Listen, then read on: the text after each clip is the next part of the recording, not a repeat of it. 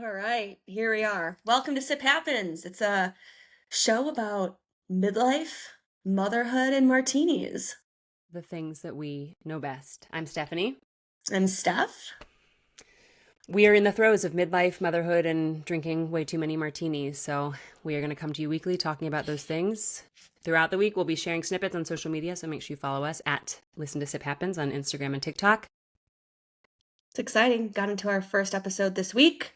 We are self-produced, self-publishing, figuring it out. We talk about some really, really hot topics, which I know you came here for, like the Pope Met Gala. and the We Met. know all the things. All the Very things. qualified. Thanks for listening. Okay, well, we're live on our first pod. We're jumping right in.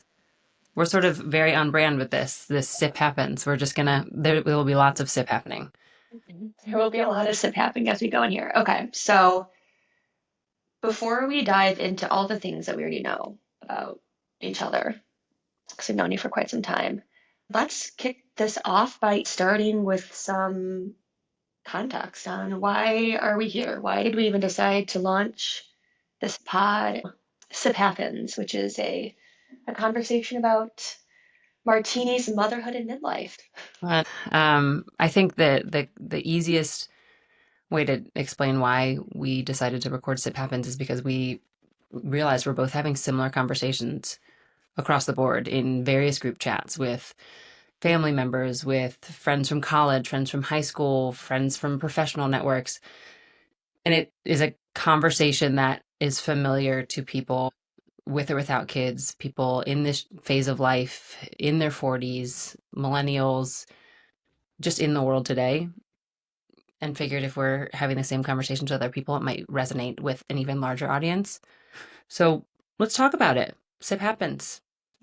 Motherhood, midlife, and usually some martinis.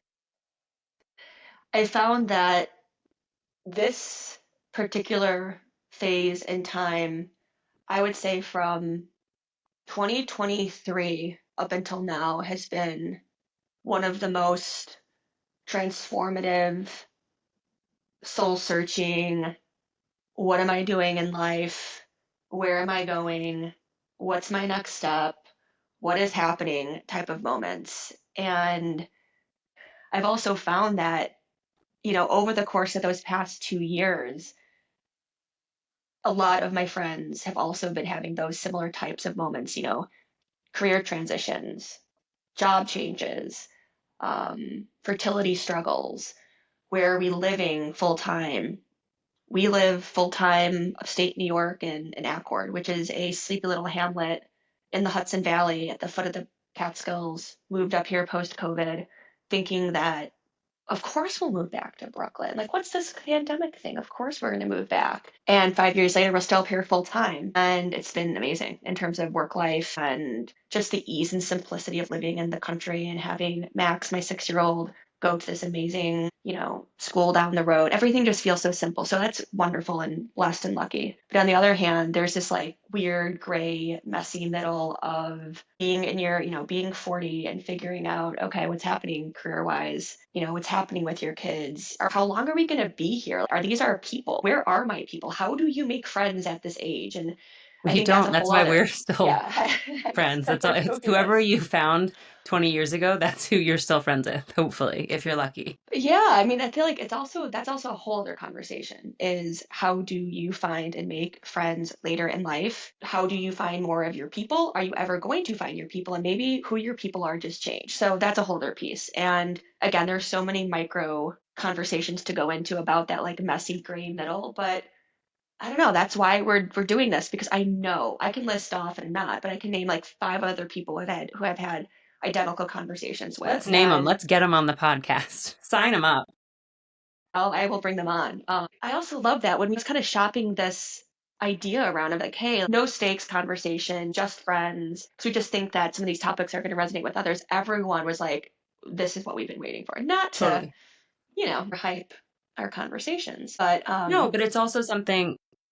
Yeah, and it's something that you and I have both sought out because you especially you devour podcasts. You listen so voraciously and you get so much feedback and input from podcasts. I'm not as big of a listener, but it's not something that we have found that exists. It's something that I think a lot of people touch on bits and pieces in various podcasts, but we are coming from a place of being nobody. We are two 40-year-old moms, professional working moms who have lives outside of being parents, have lives outside of jobs, have lives outside of our partners. We're not celebrities. People don't know our names. We are nobody. We are your average millennials just having conversations. And I think that's to me the part that's exciting and refreshing, that it's relatable content. I'm laughing because I never refer to myself as a mom. Like, obviously, I am a mother. It's the best thing in the world. Sex is the best thing.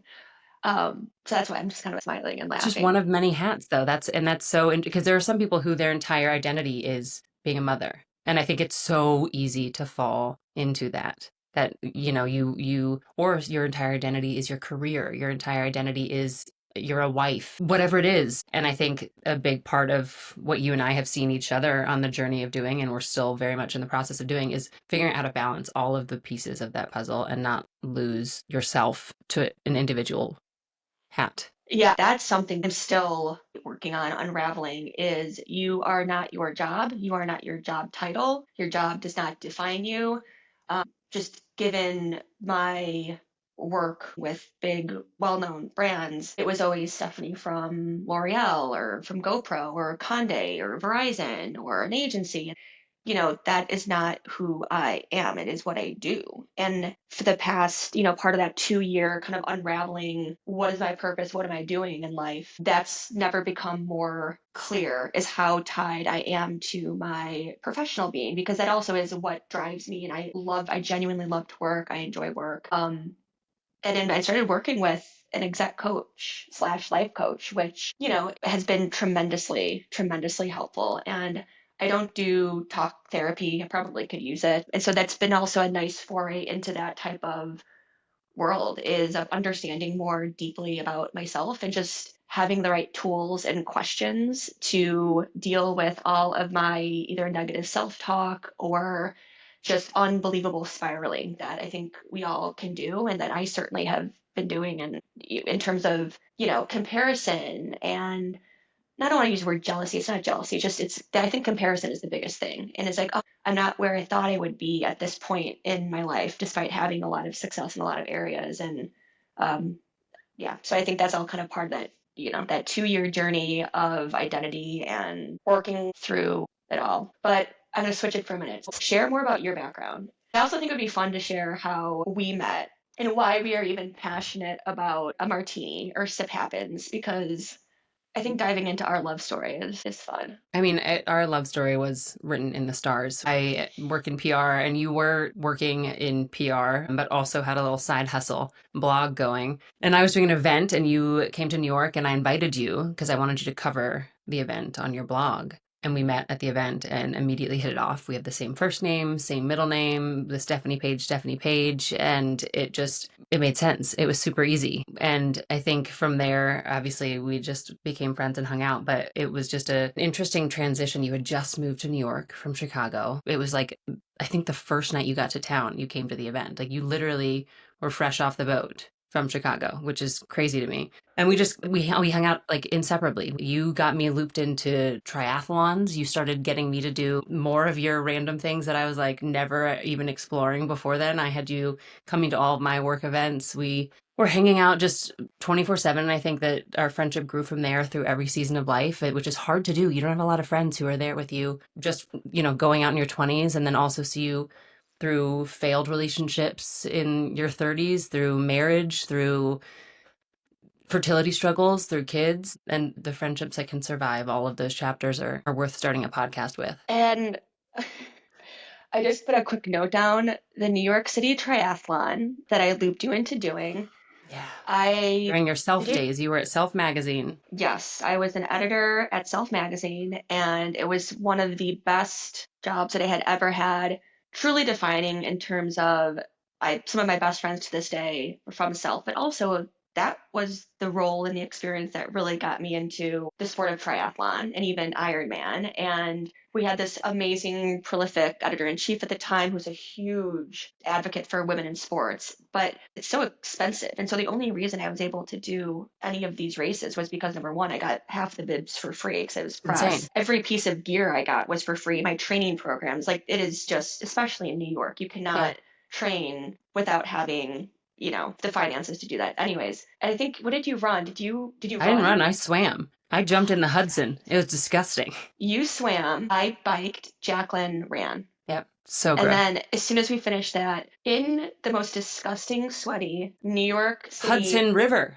like the dead standard fish. beer garden. We We went to went the to beer this garden where we proceeded to just drink beer because and that's what flirt you with do to boys because we were like, this is what men want. I think it worked for you Break though. me off a piece I of this. I think you were successful, so Yeah, that's what those they were the wanted. days. Those were the days. So then let's just get into a little bit of my backstory. So Stefany and Stefany meet. I started a PR firm 14 years ago now and have been my own boss since. It's amazing. I work in the hospitality industry, and my husband and I met at a bar on a Tuesday at 11 a.m., not the way you would think. Similar story, parallel paths, decided to get some space and leave the city during the pandemic. We didn't really intend to move out. We knew we wanted to eventually, but it was a catalyst for sure for a lot of people, for us as well. And we ended up finding a place, moved out to New Jersey. We live on a lake. We have two babies that we made via IVF. We love science babies and love our life out here. And I work from home now. I tried my best to balance and juggle working from home with two kids under 4, a dog, two cats, neighbors that are directly on top of us. We don't have the most space in the world, but it's heaven and I love it. And it's fantastic. It's our little life. You're just doing research and listening to all the podcasts to prepare I us know. for Well, this. You it's sent just me one. it is table manners. I Yeah. think it's called table manners. You know what I wanted to do? So I listened to the one you sent me with who was it? The Broadway actor. Now I'm blanking. Jason Jonathan Groff, Yes, yeah. I Olaf don't and care about Frozen. Yeah. their episodes now. I want to go back and I'm going to do that later. I want to listen to their first episodes. I want to listen to Mm, where they started, what the vision was, where mm-hmm, they started, mm-hmm, because there's a mm-hmm. journey. There's definitely a journey. We're going to listen back to this one day and be like, "Wow, that was horrible," but it's happening and you just got to rip the band-aid off and you got to do it. But you've learned a lot more from podcasts because you consume them. What are you listening to? I consume everything via audio just because of my life. I'm either walking lemon every morning early, listening to Morning Brew, getting all like my news in the morning, and then I have like my kind of what I call like my trashy culture fixes, like the Call Her Daddies, which I love. And then I have my inspiration kind of business marketing stuff, whether it's Rich Roll or Stephen Bartlett's Diary of the CEO, which are both longer form, like 2 hour ish shows. And I'll either skip around. But this past week, I was doing a very long, slow run around the area. Gorgeous day here. And Oh, got a wow. chance to listen to Emma Grede, who is the CEO and founder of Good American. And I think she's also CEO of Skims. And it was an That's incredible right. conversation for several reasons. One is she's this brilliant, smart, no nonsense British woman. And I so appreciated her approach to success and what success looks like for a working person, man, woman, whomever. Becoming a CEO. If your definition of success is getting a promotion or having a big, big career, being on the cover of Forbes, being a Forbes, top Forbes CMO, like all those types of accolades, if that's what you want to get to. She was having a very real conversation with Stephen, who runs his own kind of portfolio company, and was saying, like, listen, you want work-life balance. If you think that you can only work 5 days a week and reach that echelon of career achievement, show me who that woman is, I'll show you a liar. And it was very blunt and harsh, but I also I agree with that. Like you have to work hard and you have to probably sacrifice nights and weekends. And I just really appreciated her honesty and bluntness because I think so often we talk about work-life balance. And of course, like listen, like I'm on my own right now. I'm freelancing. I'm doing my own thing. I'm loving the flexibility I have right now. Absolutely. But I think you can't have it all, but you can have it all, over a course of time, and there have to be some sort of sacrifices. So I might not be painting the picture of her like in maybe like the most appropriate light or best light, but I just loved her honesty and just rigor in talking about career and success and what it took to build both, I think, Skims and Good American. You can't discount just the impact I think both of those companies have had on business and culture. But it was also interesting because she got in really early 10 years ago when it just started to become a thing where celebrities or influencers or creators would start to take equity as a form of payment in a business. And then, Khloe Kardashian becomes the face of Good American, even though behind the scenes it's completely, Emma's brainchild and her operations and her business expertise because her partner was a founder of Frame Denim, like the big denim companies. Yeah, I think it's interesting, but it's also, I think it begs the question, at what point do you have the ability to outsource? And are you becoming so successful that you can pay to fill in some of the gaps that you left in a different quadrant? Like if you are focused so much on your job that you're stepping away from parenting so that you can succeed in your job, Yeah. you're hopefully making enough to compensate for the places where you stepped away in your parent life or whatever, wherever else you're sacrificing and stepping away. And I think there are some people who aren't in that position who can't afford to do that, who would love to be able to, throw themselves one direction or the other. But it's, again, I mean, so many of these things Yeah. come from a place of privilege where, yeah, how amazing to be able to be a CEO and successful mother. And also, who knows, maybe her kids are going to be on podcasts one day and have a different opinion about it, or kid. I don't know how many she has, but I think it is a conversation that a lot of women are having, and I've seen the ripple effect from her snippets from that podcast for sure. But I think a lot of it just really comes from a place of privilege, where to be able to say that, and she's worked hard enough to be able to be privileged to say that. Like, Yeah. I'm not belittling her journey and saying she shouldn't be saying this by any means. Like, by all means, you have worked your tail off. You can say whatever you want about your journey and what it took to get you there. That's not a place where I am in my Yeah. journey at all. I love the world I've created for myself, where I can take Fridays off and spend the day with my son and have hairy Fridays. And, yeah, I'm sure if I kept working on Fridays, I'd have more clients and bringing in more money, but that's a choice that I made and I'm fully on board with it. And Yeah. everyone is able to make whatever choice they need to for their goals and their situation. Yeah. She's 4 kids, house in Malibu, house somewhere else. But yeah, again, it resonated because of I think her just even that transparency in the outsourcing that does happen to Yeah. do all of that, which is crazy. So that's on my marketing business side. I listen to Diary of a CEO, Rich Roll. I'm such a huge fan. Do you know her? Wow. So he is how do I describe him? He's kind of this jack of all trades. He was a former like ultra marathon runner and just ultra runner. And I go to his content for just life and inspiration. He has just the most profound questions and commentators. So he's also a favorite. But the other one I was going to share was so table manners and Hmm. people and you I don't know might have known of this one for a while. But I love the setup. It's literally Jessie and her mom, and they're British and they're lovely, and they're having conversations with all these incredible people. There was like a Selena Gomez and Benny, what's his Blanco. last name? Benny Blanco. And it was just the way he loves Selena. I don't know. I'm late to that couple. I'm late to that train, but But you're on I was board? just I'm kind of on board. I've always liked Selena Gomez because I just always love how forthcoming she is in terms of, I don't know, mental health and how Hollywood is BS and that whole just kind of breaking down that barrier and that wall of It's fact versus refreshing. fiction. I've always It's liked refreshing. Selena. I think I wish I could listen to more podcasts. I'm better at, and it's the ADHD. I am a visual learner, so I can't sit and listen to it. Like I need to maybe watch it on YouTube or watch, like when you sent me a snippet on Instagram, I can watch that and consume that Yeah. much more easily than just sitting and listening. Sitting and listening, I can do the daily. I can get my news. I can just do like a quick 30 minutes. But if I'm trying to like follow a conversation and really engage in what's happening, it's so difficult. Oh, but total side tangent. Anyway, what are you guys doing this weekend for Mother's Day? Here's another side tangent. Tell me about the Pope. Oh my Mother's gosh. Day. So Max came home and he has some sort of really cute gift for me that he really wanted to open. He really wanted me to open. The I things they love it. make at school. Yeah. I love it. So I'll open something he made for me. I still have last year's here that says, "What does mom do when I'm at school? She works on the computer and does phone calls. How old is mom? 86. What's your favorite drink? Wine. What's your Hmm. favorite food? Salad. Hmm. My favorite thing to do with her is play." Cute.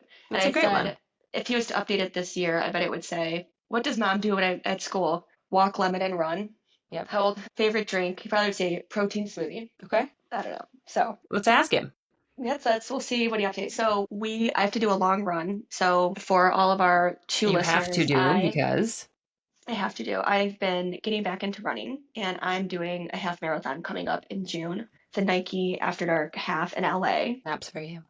And it is just purely a fun run, but it's been such a good exercise in getting my body back and used to running. It has been such a long journey of years and years of me not being able to run because I had a back thing, and then I was doing fertility junk, and that messed my body up, and I just haven't been able to run how I used to. And I used to play soccer very competitively throughout my entire life. I played in college. I'm a triathlete. I did half Ironman. Like I'm fit. I do my thing. But running was my Achilles heel for the past like 5 So years. many metaphors and puns within all of that. I know.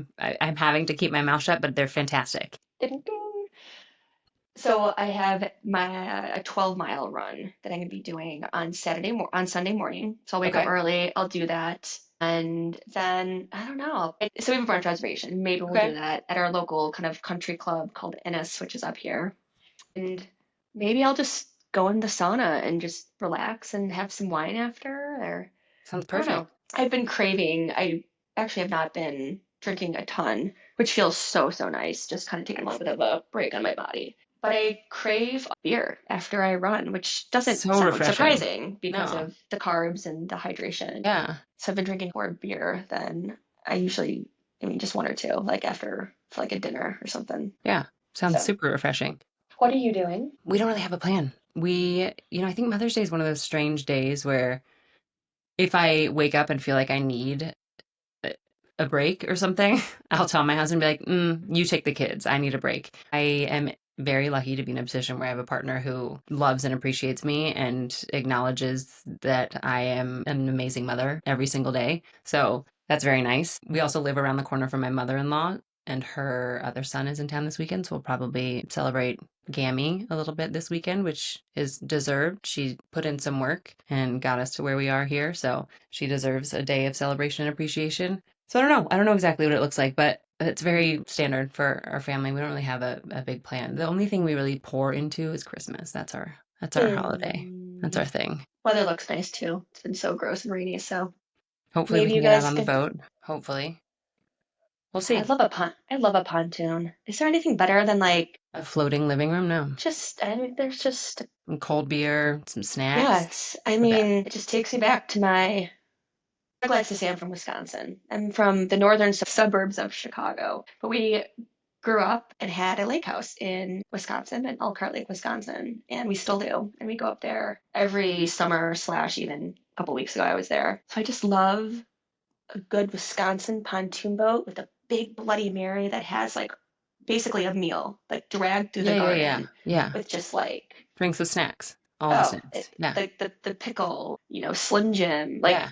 my funniest thing is I took Max up to a Fourth of July parade up in Wisconsin, and rather than throwing candy off of these Fourth of July floats, they're throwing Sargento cheese sticks, and I love it. Johnsonville brought beef jerky. I Where love am it. I? It's amazing. What is this place? Well, and now, I mean, Chicago, you guys are kind of taking over the church now. You must be best friends with the Pope, I assume, being from Yes, Chicago. yes, best friend. So I he's my actually bishop. saw someone who posted about the fact that their mom used to hook up with the Pope when she was in high school or something like that. And I No, was like, that's ridiculous. I mean, who am I to say that's true or not true? Popes have lives before they become popes, but I can't imagine the Pope being your situationship. so at what point do they need to Reel it in. commit to celibacy? I feel like the Where appropriate way to say that is reel it in. That's definitely then? the biblical way to say that. I think that's in Ecclesiastes. I don't know. I'll have to go back and check. You know, it's actually kind of funny. I got two texts from my not my immediate Catholic family saying like, "Congratulations! Isn't this such an important day for Catholics?" And it is. And so again, I grew up Roman Catholic, Catholic grade school, Catholic high school. Family's all Catholic. Really went to church every Sunday for more of like a formality, and then I stopped going on Sundays purely because it conflicted with all of my travel soccer growing up. My relationship with religion has shifted dramatically over the past couple of We can have a years. whole Maybe episode this, I about think that's a whole other. our journeys. It is, but it's also interesting in terms of like how you think about raising kids. How do you talk to them Totally. about God? Like, do you talk to them about God? So But I also think that's this another big meaty particular episode. moment, the Pope, that's world news. Regardless of Yes. your religious background, your current faith, whatever it is, this impacts the world. There are 1.4 billion Catholics in the world, I believe, something around there. This is a big piece of information for someone you know, if not you directly. And I think I was raised Presbyterian. Again, my faith journey, similar to yours, is in a different place than probably my parents intended it to be, or, where it was 30 years ago. But I teared up when I saw the white smoke and saw how it impacted other people and how moved people who are personally invested in this were by the announcement. It is a momentous occasion. It's not something that happens. I mean, the last time was 12 years ago that we picked a pope.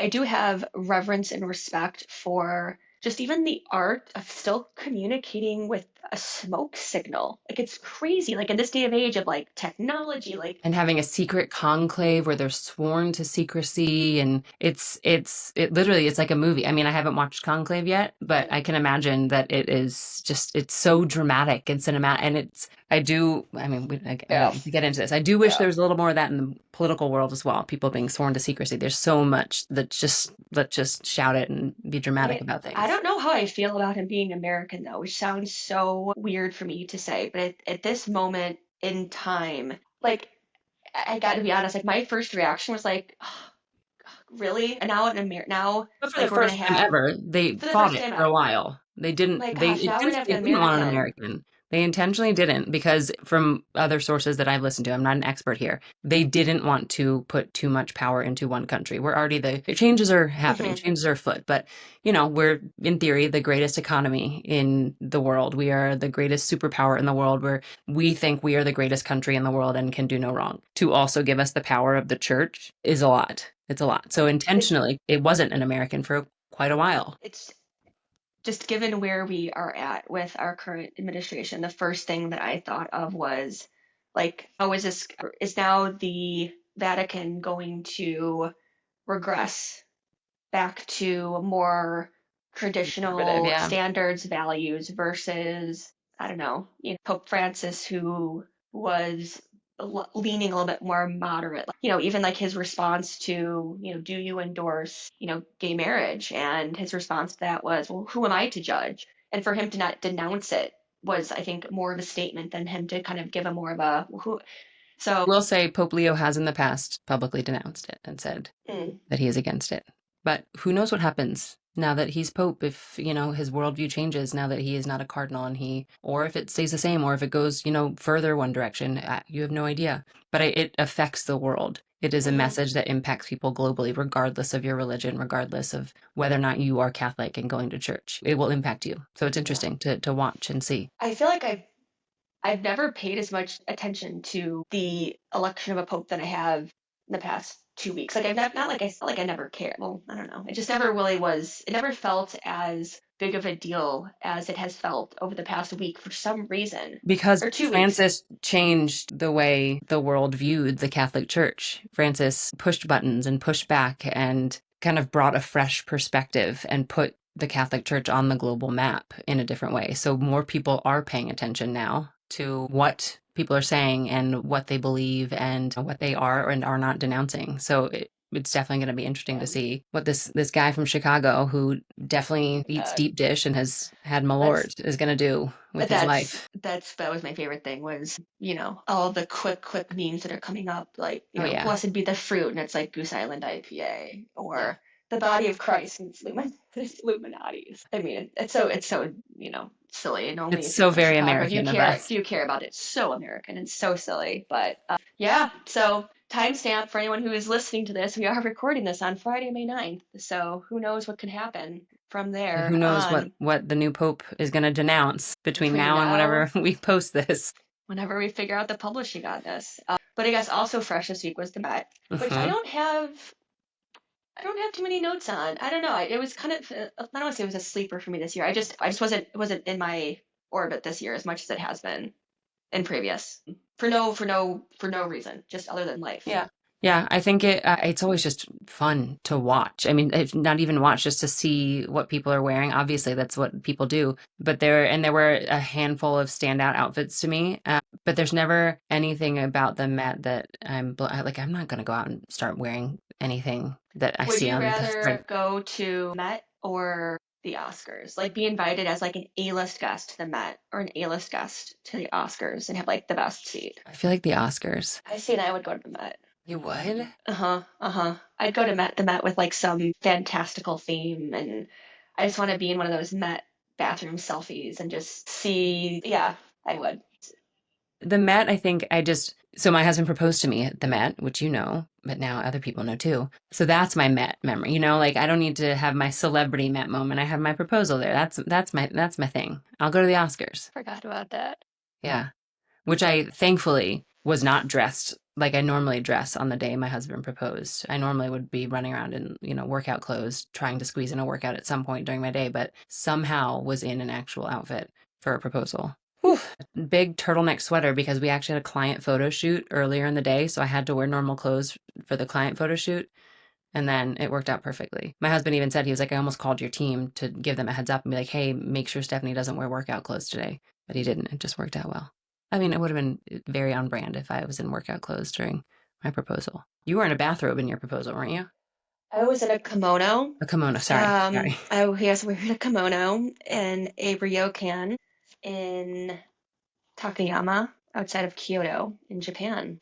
It was not what I was expecting. And Craig's like, how could you? I thought you knew. That's why we're going to Japan. I'm like, I never thought that you'd propose to me drinking green tea wearing a kimono in Japan. It was amazing and unique and special because we were on the other side of the world and no one knew. And, we can kind of hold that and keep that for ourselves for a couple of days.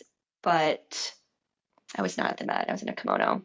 You know It was what? This great. is actually connecting the dots. After Spencer proposed, he had a friend who was a bartender at the Mark, which is the hotel where all the celebrities stay for the Met and get ready. And when you see all the celebrities like shuffling out with their umbrellas, that's the Mark Hotel. So after he proposed, we walked to the Mark and Mm. got a glass of champagne with his friend at the bar at the Mark. So I've had my Met Gala moment just in reverse and with no celebrities. Yeah, I'm still do the Met. I know. I know you would. Okay, so I'm going to surprise you with one last question before we wrap, and that is, seeing that today's Friday, if you could go to any restaurant or bar and have a fantastic drink or environment tonight, like where would you go? So You have a babysitter. You have a let's put a babysitter. caveat here, a little asterisk. I do PR for bars and restaurants. I am in hospitality. So I will not mention any of my clients, even though they're fantastic and I would always go to them before anywhere else. I will not plug one of my clients right now. I will plug another spot. Realistically, I would go to Topo. I would go to Topo Thin Crust Pizza, which is my favorite thin crust pizza in Manhattan. I would sit at the bar with my husband. We'd order a bottle of red. We'd get a salad to share. We get one large Tres Fuegos pie, a small cheese pie. We'd get our little purse-sized cribbage board, and we'd play cards at the bar, drink our wine, eat our pizza and salad. Heaven. Chef's kiss. Topo's been part of your life for a while. I feel like we've gone there so many times. It's been around for a while. I think I was looking through emails. I had my birthday party there in 2012. It's a great place. Excellent. Great place. What's your All date right. night? Where are you guys going? Dream date night. I'd like a a martini with potato vodka, a little bit of dry vermouth, 3 fat blue cheese stuffed olives, hand stuffed olives, Mm-hmm. some very thin pommes French fries, Okay, so you're going and to Hillstone. You're going to Hillstone. okay, I'm going Hillstone. Yeah, you're Okay, just describing Hillstone. okay. I don't know Hillstone. Yes, you do. Oh my gosh, Houston's, but it's called Hillstone in New York. Okay, Yeah. If you haven't been to Hillstones in the city, you got to go. I am a country bumpkin who has not been to Hillstone. You got to go. It's the But good that's what I would stuff. do. The blue French cheese stuffed fries, olives. martini. But here's the kicker. Here's what I want to eat. Okay. I want a veggie burger with a fried egg, Mm-hmm. with extra crispy bacon and avocado. Sounds perfect. So Great. that's what I would do. Hillstone has one of my favorite veggie burgers that I've ever had. Put it on your list. Jot that I'm down. writing it down right Jot now. that down. You're going to be in the city soon. Go by Hillstone. Yeah, Hillstone. I'll meet you there for a martini. Let's do it, man. All right. Until Sip next happens. week. Sip happens. You know what I think we need to do next week, and we can edit this out if necessary. Hmm. I think we need to talk about some of the sip that has happened in our week. Okay. Some sip. Yeah. Tell me about some your sip happens. Sip happens every week. This week, here's what happened to me. Well, lemon escaping was literally my. Oh, I have another That was amazing lemon.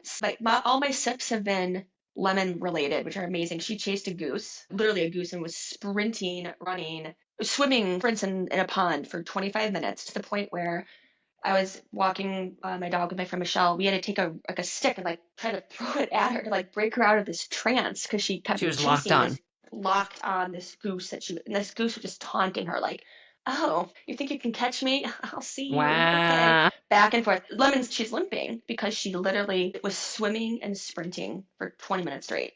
And then finally the Wow. goose left and flew away somewhere. And I was like, Goose got bored. Goose got bored. Said, "What do you feed your dog?" I'm like, "Well, I feed her grass-fed, grass-finished beef and creatine because she's my girl."